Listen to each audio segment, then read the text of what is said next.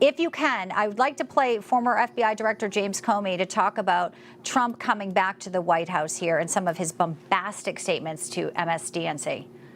Serious for the Justice Department and the FBI, because Trump is coming for those institutions. He knows their power, and I think he has regrets that he didn't work hard enough to corrupt them last time. So he's coming for them, and that's a danger for all Americans. He's going to put people in positions in those organizations. He didn't have all-stars the last time. He'll have the bottom of the barrel this time, but people who will want to do his will, and that should worry every American. Really, I feel like all these world leaders are coming to meet with Donald Trump and see him, whether it be at Trump Tower or down at Mar-a-Lago, Jason. Well, it sure got a lot better when President Trump got rid of Comey, I can tell you that. The thing that President Trump is going to do is get rid of those who are trying to politicize all aspects of law enforcement. Even go back to the FBI raid and the use of deadly force a moment ago. Who ordered that? Merrick Garland.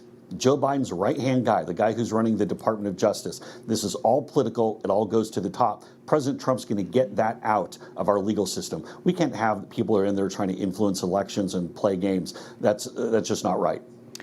I feel like when Donald Trump is out of the courtroom and meeting with real Americans, there's this energy around the people who are, hurting economically, and they see Donald Trump and his policies that just made life so much better for them. What do you expect at the Bronx tomorrow? This is deep blue, and we expect, obviously, from what we're hearing, a lot of enthusiasm like what we've been seeing. Something perhaps Alvin Bragg was not contending with when they thought they'd just lock him up in a courtroom.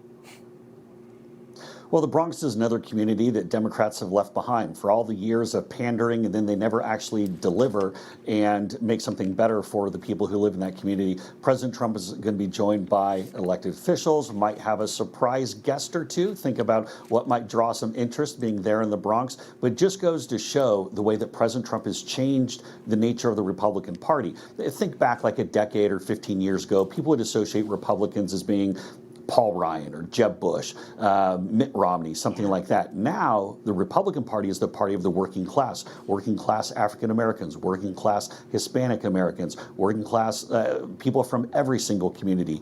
That's what we have in the Bronx, and that's the energy President Trump is going to bring tomorrow. And on the flip side, Jason, you just hit it on the head. Biden talking at the NAACP dinner, and he's painting this bleak, kind of outlook for Black Americans. It's going to be a very different message tomorrow for Donald Trump. They want to they're losing Black voters. They're pandering. They're desperate, clearly. But Biden's the reason for a lot of this economic issues here. And the message is just so dark.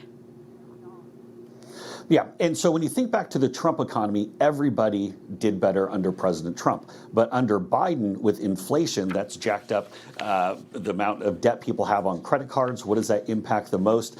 Think about groceries, think about gas, think about housing costs, particularly housing costs, as we talked about the New York metro area.